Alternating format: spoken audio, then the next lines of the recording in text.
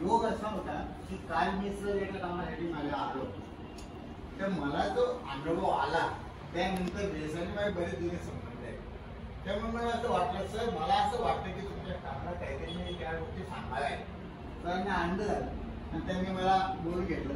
तुम्ही एक नाव नाही घेतलं, एक नाही त्या 2-3 कारण आहेत, 2-3 लोक आहेत आणि ते काही तुमचं काही वाईट काही माझा मला वाईट अनुभव नाही आला.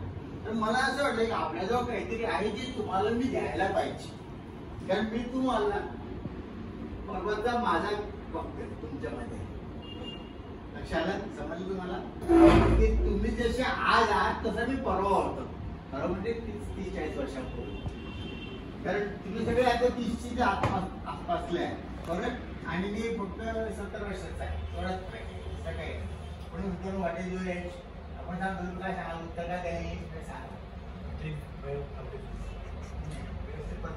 व्हॉट इज युअर एज, याचं उत्तर बोलू शकतो. अशी पद्धत आहे. आय एम 30 years old असं म्हणतो की नाही. त्यामुळे मला जर कोणी विचारलं व्हॉट इज युअर, तर आम्ही सांगतो आय एम 70 years young.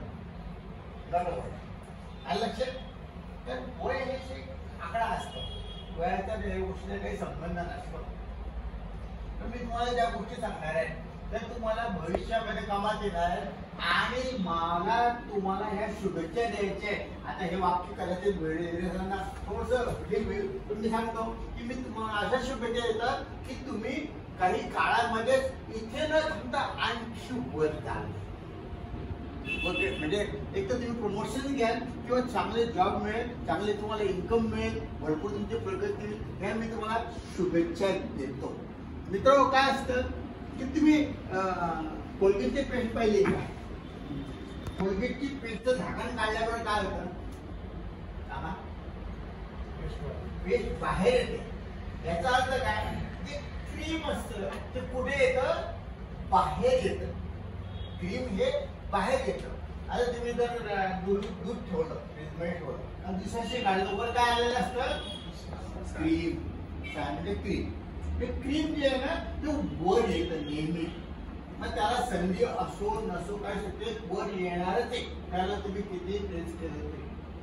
मी तुम्हाला काय सांगतोय, कारण मी असे अनेक लोक पाहिलेले की मोठमोठे मॅनेजर्स असतात आणि त्या मॅनेजरच्या अंडर जे काही लोक सेकंड लेवलला असतात, थर्ड लेवल असतात, ते सेकंड लेवलचे टीचर राहतात पण थर्ड लेवलचे काय दिसतात मॅनेजर होतात. का?